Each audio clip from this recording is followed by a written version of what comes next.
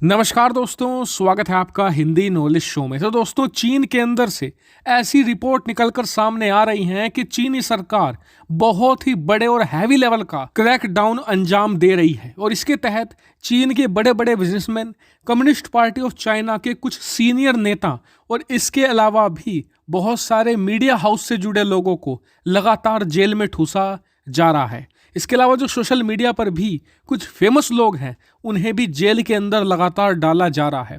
और इस दमन के पीछे है एक चीन में हुई मीटिंग। दरअसल कम्युनिस्ट पार्टी ऑफ चाइना की कांग्रेशनल मीटिंग है और इसमें लगभग ये तय हो चुका है कि शी जिनपिंग आने वाले 5 साल के लिए और राष्ट्रपति बने रहेंगे। हालांकि तीसरी बार चुने जाने के लिए शी जिनपिंग को एडी चोटी का जोड़ लगाना पड़ा है, क्योंकि न सिर्फ कम्युनिस्ट पार्टी ऑफ चाइना में बल्कि जो शक्तिशाली कमेटी है यानी कि पॉलिट ब्यूरो, वहां पर भी विरोध झेलना पड़ रहा था।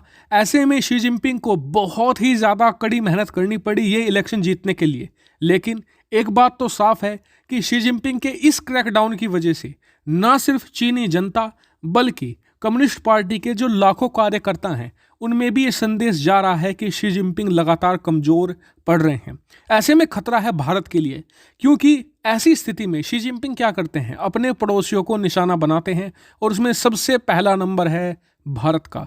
बताया जा रहा है कि आने वाले समय में शी जिनपिंग भारत के ऊपर कुछ बड़ी कार्रवाई करके अपने आप को एक शक्तिशाली लीडर बताने की कोशिश करेंगे अपनी जनता के बीच में। क्योंकि 2013 में जब से शी जिनपिंग राष्ट्रपति बने हैं, तब से पिछले 8 सालों में ये उन्होंने बार बार किया है। जब भी शी जिनपिंग कमजोर पड़ते हैं, वो भारत के खिलाफ कोई ना कोई सैन्य कार्रवाई जरूर करते हैं, चाहे वो डोकलाम हो, गलवान हो। ऐसे में भारत यहाँ पर सावधान है और इस बात की भनक भारत को भी है। इसीलिए भारत सरकार ने एक बड़ा फैसला लिया है कि हमने अपनी सेनाओं को, चाहे वो एयरफोर्स हो, नेवी हो या थल सेना हो, तीनों को इमरजेंसी पावर दे दी है प्रोक्योरमेंट की। इससे अब ये होगा कि हमारी तीनों ही सेनाएं जो हथियार खरीदना चाहती हैं, वो इमरजेंसी बेसिस पर तुरंत खरीद सकेंगी। जो ये हथियारों की डील होगी, इससे जो भारत की अफसरशाही है उसे दूर रखा जाएगा, क्योंकि आप जानते हैं कि अफसरशाही के कारण ही हमारे यहाँ पर हथियार खरीद फरोख्त के सौदे कई कई साल लटक जाते हैं।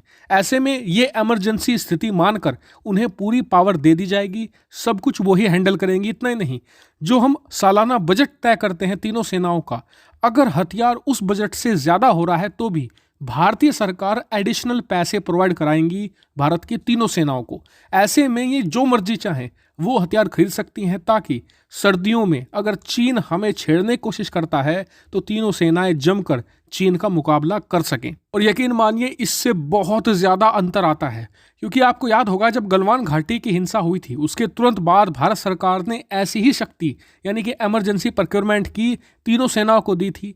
तीनों सेनाओं ने जमकर हथियार खरीदे थे अपनी ज़रूरत के। और उसके कुछ ही दिनों बाद आपको याद होगा कि भारत ने कैलाश रेंज तक को अपने कब्जे में ले लिया था और उसके बाद भी ब्लैक टॉप जैसी एक महत्वपूर्ण लोकेशन को भी भारतीय सेना ने अपने कब्जे में ले लिया था। और दूसरी जो चीन के कब्जे वाले इलाके थे, वो भी भारत के हाथों में आ गए थे। तो ऐसे में इसका बहुत अंतर आता है। अच्छी बात यह है कि भारत ने यह फैसला पहले ही ले लिया है, वरना हमने गलवान घाटी की हिंसा जब घट गई उसके बाद ये फैसला लिया था। तो ऐसे में सरकार का एक अच्छा कदम है। हालांकि आपका इसके बारे में क्या मानना है, कमेंट करके जरूर बताएगा। साथ ही वीडियो को शेयर कीजिएगा और चैनल को सब्सक्राइब करना बिल्कुल भूलिएगा। Thank you very much for watching video.